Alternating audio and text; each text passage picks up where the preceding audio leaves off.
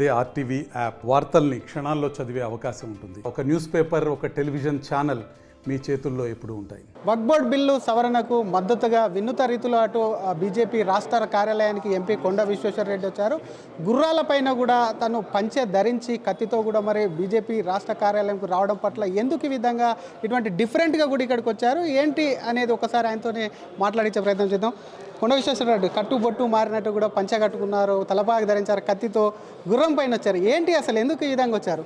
ఈరోజు కూడా కాంగ్రెస్ పార్టీ 95 వక్ఫ్ యాక్ట్ అడ్డం పెట్టుకొని ఈరోజు కూడా ఔరంగజేబ్ చేవెళ్ళ పార్లమెంట్ మీద దాడి చేస్తుండ్రు, చేవెళ్ళ భూములు ఆక్రమిస్తుండ్రు. అందుకే మేము కూడా ఔరంగజేబ్ని అడ్డుకుంటేందుకు మేము కూడా సైనికులం తయారైనాము. ఛత్రపతి శివాజీని మహారాష్ట్ర నుంచి పిలిచినాము. మీరు ఔరంగజేబ్ తీసుకొని మీరు మా మీద దాడి చేస్తే మేము మిమ్మల్ని అడ్డుకుంటేందుకు, మా భూములు కాపాడుకుంటేందుకు ఛత్రపతి శివాజీ. నయా ఔరంగజేబ్ అంటున్నారా? ఎవరు ఈ ఔరంగజేబ్?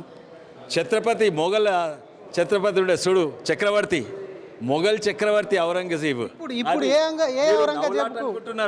ఔరంగజేబ్కు వ్యతిరేకంగా మీరు ఈ రోజు ఇట్లా వచ్చారని అడుగుతున్నారు. ఆ పాత ఔరంగజేబే, ఆయన చచ్చిపోయి 300 ఏళ్ళు అయింది. కానీ కాంగ్రెస్ పార్టీది 1995 వక్ఫ్ యాక్ట్ ప్రకారంగా సెక్షన్ 40 ప్రకారంగా వక్ఫ్కు అన్నిట్లో ఎక్కువ అధికారం ఇచ్చింది. రాజ్యాంగం ప్రకారంగా ప్రజాస్వామ్యంలో సుప్రీంకోర్టు అన్నిట్లో ఎక్కువ అధికారం ఉంది. అన్నిట ఉన్నతమైంది సుప్రీంకోర్టు, దానికి మించి ఏం లేదు. కానీ కాంగ్రెస్ పార్టీ అందరు కళ్ళు తెలుస్తందుకు దేశాన్ని అమ్ముకుంటేందుకు తయారున్నది. ఏంది ఓట్ బ్యాంక్ పాలిటిక్స్ కొరకు ఏం చేసింది? 95లో వక్ఫ్ ట్రిబ్యునల్కు సుప్రీంకోర్టు కంటే ఎక్కువ హక్కులు ఇచ్చింది. వక్ఫ్ చెప్పింది ఫైనల్, ఇంకా నువ్వు సుప్రీంకోర్టు పోలేవు, హైకోర్టు పోలేవు. అందుకే ఇది అందరు కళ్ళు తెరుస్తందుకు. చాలామందికి తెలియదు, చాలామంది మా వాళ్ళకు కూడా తెలియదు. ఏంది ఇంత ఘోరమైన రాజ్యాంగంకు విరుద్ధమైన చట్టం తీసుకొచ్చింది కాంగ్రెస్. దాంతో ఎన్నో ఊర్లు గుడిలు, వేలాది ఏళ్ళ కింద ఉన్న గుళ్ళు, ప్రైవేట్ భూములు ఆక్రమిస్తుంది. మా చేవర్ల పార్లమెంట్లో గుట్టల బేగంపేటలో 90 ఎకరాలు, అంటే ఇప్పుడు ఒక్కొక్క ఎకరం 100 కోట్లు, అంటే 9,000 కోట్ల భూమి సాధారణ ప్రజలు ప్లాట్ చేసుకొని కొనుక్కుంటే ఇప్పుడు దాన్ని వక్ఫ్ క్లెయిమ్ చేస్తున్నది.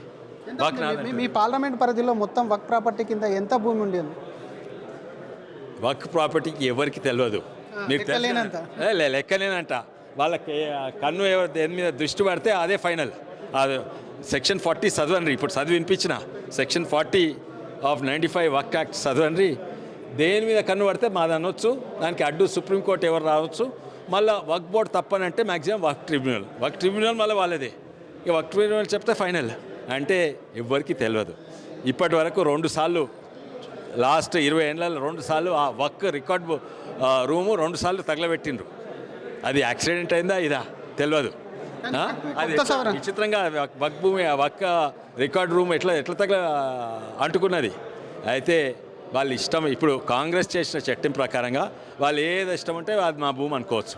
మీ ప్రైవేట్ భూమి వక్ఫ్ బై యూజర్ ఉన్నది, అది ఎవరు గిఫ్ట్ కూడా ఇవ్వని అవసరం లేదు. దీంట్లో అన్న ఔరంగజేబ్ నోటి మాటతోటి గిఫ్ట్ ఇచ్చిండు వక్ఫ్ 300 ఏళ్ళ కింద. దానికి ఎక్కువ విలువ. ఈ సుబూతులన్నిటికంటే పహానీలు, కాసా పహానీలు, పాస్బుక్లు, తర్వాత సేల్ డీడ్లు, జిహెచ్ఎంసీ పర్మిషన్, వాటన్నిటికంటే ఎక్కువ సుబూత్ నోటి మాటతోటి ఔరంగజేబ్ ఇచ్చిండు. అది వక్ఫ్ సవరణ వస్తే ముస్లింలకు అన్యాయం జరగడమే కాకుండా మరి వక్ఫ్ బోర్డులో హిందువులను పెడుతున్నారు, అటు టీటీడీ లాంటి బోర్డులో ముస్లింలు ఎందుకు లేరంటూ ఒకవైపు అసదుద్దీన్ ఓవైసీ దాని మీద ఆరోపణలు చేస్తున్నటువంటి పరిస్థితి ఉంది. ఆరోపణ కాదు, నాకు తెలిసి తప్పుదారి పట్టిస్తుండు. ఆయన బ్యారిస్టర్, నాకు తెలుసు, చాలా మంచిగా చదువుకుని, తానే తెలివిగల్లోడు, దాంట్లో అనుమానం ఏం లేదు. తెలివకేం కాదు, తెలిసి తప్పుదారి పట్టిస్తుంది. వక్ఫ్ అనేది స్టేట్ సబ్జెక్టా లేకుంటే రిలీజియస్ సబ్జెక్టా? వక్ఫ్ అనేది ప్రతి ముస్లిం దేశంలో, ఈజిప్ట్, టర్కీ అన్నీ కూడా, మలేషియా అంతటా కూడా వక్ఫ్ ఇస్ స్టేట్ సబ్జెక్ట్. అది రిలీజియస్ అంటే మతంకు సంబంధించింది కాదు, ముస్లిం సమాజానికి సంబంధించి. అది చాలా మంచిది. పేద ముస్లిమ్స్ ఆదుకుంటేందుకు పెట్టిండు charitable trust and all that. అయితే మీరు తిరుపతి దేవస్థానం మస్జిద్ తోటి కంపేర్ చేయాలి, వక్ఫ్ బోర్డు తోటి కాదు. వక్ఫ్ బోర్డు మస్జిద్ దేవునికి సంబంధించింది, గుడి దేవునికి సంబంధించింది, ఇది మతానికి సంబంధించినవి, ఇది సమాజానికి సంబంధించినవి. సమాజానికి సంబంధించిందని స్టేట్ కంట్రోల్. అక్కడ నేను తిరుపతి దేవస్థానం లేదంటారు, అది దీంతో పోల్చడం.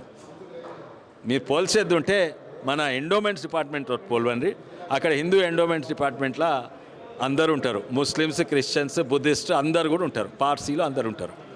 అది ఇంకొక విషయం, రాష్ట్ర రాజకీయాల్లో ప్రస్తుతం లగచల్రా మీ పార్లమెంట్ పరిధికి ఆనుకున్నటువంటి కొడంగల్ కాన్స్టిట్యున్సీకి సంబంధించినటువంటి ఇష్యూ అనేది కూడా పెద్ద ఎత్తున రాజకీయ వర్గాల్లో చర్చ జరుగుతుంది, రాజకీయం కూడా చేస్తున్నటువంటి పరిస్థితి. బీజేపీ దీనిపైన ఏం కామెంట్ చేయదలుచుకుంది అసలు ఈ ఇష్యూకి సంబంధించి? వాళ్ళు కొట్లాడుకుంటున్నారు ఇక్కడ. ఫస్ట్ కలెక్టర్ మీద అట్లా దాడి ఎక్కడ కూడా చూడలేదు, తెలంగాణలో ఆంధ్రప్రదేశ్లో చూడలేదు. ఇటువంటి కల్చర్, వైలెన్స్ కల్చర్ టీఆర్ఎస్ పార్టీతో వచ్చింది.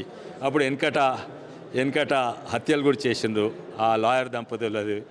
జర్నలిస్ట్ మీద అటాక్ చేసిండ్రు, జర్నలిస్ట్ను అటాక్ చేసి లోపటేసిండ్రు. తీన్మార్ మల్లన్ అనుకోండి, ఎంతోమంది రఘు, ఎంతోమంది జర్నలిస్ట్ మీద, కాలోజీ టీవీ వాళ్ళను అటాక్లు చేసిండ్రు. బలవంతంగా వాళ్ళ యూట్యూబ్ ఛానల్ కొన్నారు. ఈ కల్చర్ అంతా వాళ్ళు తీసుకొచ్చింది అప్పుడు అధికారం నుండే. ఇప్పుడు అధికారం లేదు, ఫ్రస్ట్రేషన్లు ఉన్నారు. ఈ ఫ్రస్ట్రేషన్లో దీంట్లో అనుమానం ఏం లేదు. దీని వెనక ఎవరున్నారు? నాకైతే అనుమానం లేదు. నా ప్రకారంగా ఆయన్నే ఉన్నాడు. ఎవరు? మాజీ సీఎం కొడుకు రామారావు ఉన్నాడు. కొట్ట పని చేసిండు, పారిపోయిండు ఢిల్లీకి పోయి మా నాయకులను కలవబోతున్నాడు. అయితే మా నాయకులు ప్రొటెక్షన్స్, మా నాయకు అపాయింట్మెంట్ కూడా ఇవ్వలేదు నాకు. కానీ కలిసామని చెప్పి ఫోటోలు వీడియోలు బయట పెట్టిండ్రు, ఫైల్ ఇచ్చామని చెప్పి కూడా ఆఫీస్లో దిగి ఫోటోలు పెట్టారు. ఫోటోలు ఎక్కడూ లేదు, చెప్పాలి. ఫోటోలు లేవు. అపాయింట్మెంట్ కొరకు ఇవాళ రాజ్యసభ మెంబర్ అపాయింట్మెంట్ తీసుకుంటే తోకేబడి పోయిండు. పోతే బయట ఎలగొట్టిండు, ఏదో ఇచ్చిండు. కానీ ఎందుకు పోయిండే కసుకు? లెటర్ ఇస్తుంది పోయిండా? ఆయనకి ఏం పని అక్కడ? లోక్సభలో 0 వచ్చినాయి. ఇది చూసుకోరాదు, తెలంగాణ చూసుకోరాదు. మీ పార్టీ అందరు ఇటు అటు పోతున్నారు, పార్టీని కాపాడుకోండి. ఢిల్లీకి ఎందుకు పోయిండు? కొంట పని చేసి అరెస్ట్ అవుతానని అక్కడ ఉరికిపోయిండు. బీజేపీ నాయకులు కలుస్తా అంటే ఒక్కడు కలవలేదు, ఎవరు కూడా కలవలేదు. అందుకే కాంగ్రెస్ నాయకులు కలుస్తుండు. అగో మీ తెలంగాణ కాంగ్రెస్ వాళ్ళు నా ఇంట పడ్డారు, నన్ను రక్షించండి, మీ క్యాంప్ కావాలో చెప్పండి. అయితే అది 100% నాకు తెలియదు, సుబూట్ లేవు అని. మా నాయకులను అయితే కలవలేదు, యూనియన్ మంత్రి అయితే అసలే కలవలేదు. నేను పోయినా, కట్టర్ గారు ఆఫీస్ పోయినా, పిఏతో మాట్లాడినా. నేను మొన్ననే ఢిల్లీ నుంచి వచ్చిన, బై ద వే. మీరు ట్వీట్ కూడా చేసినట్టున్నారు, ఎవరిని కలిసారో చెప్పు మనకి. అవును. దానికి సమాధానం ఏం రాలేదా? ఏం రాదు. ఎందుకు వస్తుంది? ఏం రాదు. అసలు ఎందుకు పోయిండు? ఢిల్లీలో ఏం పని ఉన్నది నాకు? ఇది ఎమ్మెల్యే, ఇక్కడ ఎమ్మెల్యే. ఇది చూసుకోకుండా మీ పార్టీ కూలిపోతున్నది. ఆ పార్టీని చూసుకో. ఎందుకంటే అక్కడ పోయి బీజేపీ నాయకులతోటో కాంగ్రెస్ పార్టీతోటో డీల్ చేయబోయిండు. బీజేపీతో అది కాలేదు, కాంగ్రెస్ తోటి అయినట్టుంది, అందుకే అరెస్ట్ చేయలేదేమో. కానీ కాంగ్రెస్ నాయకులు ఇక్కడ ఉన్న వాళ్ళు బీజేపీతోనే మంతనాలు జరపడానికి పోయిన, అందుకే కేంద్ర మంత్రి అపాయింట్మెంట్ ఇచ్చింది. మళ్ళీ వాళ్ళిద్దరు కూడా కలిసి ఈ నాటకాలు ఆడుతూ కేసీఆర్. మేమైనా కవితను అరెస్ట్ చేసినాం? మీకు ఇంత సుబూతులు ఉన్నాక మీరు కేటీఆర్ ఎందుకు అరెస్ట్ చేస్తారు? గవర్నర్ దగ్గర ఉంది ఫైల్, గవర్నర్ దాని మీద రాజ్యాంగ సలహా తీసుకుంటే అరెస్ట్ చేస్తాం అంటే కాదు. అరెస్ట్ చేస్తుంది కేసీఆర్. ఎప్పుడైనా రేవంత్ రెడ్డిని అరెస్ట్ చేస్తుంది గవర్నమెంట్ పర్మిషన్ తీసుకోలేదు, అవసరం లేదు. ఉత్తనే వాళ్ళకి ధైర్యం లేక మేము గవర్నర్కి ఇచ్చినాము, ఇక్కడ ఇచ్చినాము, అక్కడ ఇచ్చినాము చెప్తున్నారు. చేసేది ఉంటే చేసి పడేయాలి. ఎందుకు మీ నుంచి వస్తాయి? వీళ్ళకి చేయాలనే ఉంది. తెలంగాణ కాంగ్రెస్కు వీళ్ళని లోపటేయాలి, ఖతం చేయాలని ఉన్నది. వాళ్ళు ఢిల్లీ కాంగ్రెస్, రాహుల్ గాంధీ వీళ్ళను బతికించాలి, ఆదుకోవాలి అని వాళ్ళకున్నది.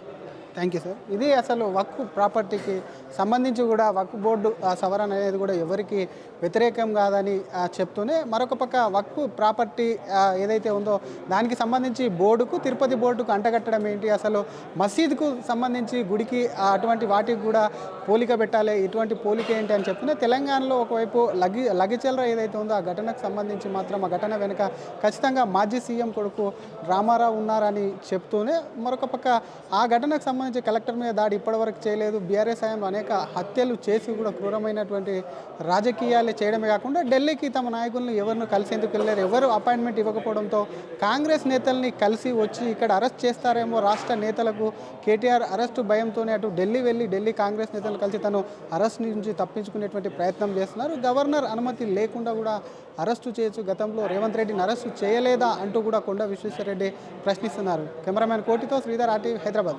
మరిన్ని వీడియోస్ కోసం ఛానల్ ని సబ్స్క్రైబ్ చేయండి. లేటెస్ట్ అప్డేట్స్ కోసం వాట్సాప్ ఛానల్ ని ఫాలో అవ్వండి. ఆ లింక్ డిస్క్రిప్షన్ లో ఉంది.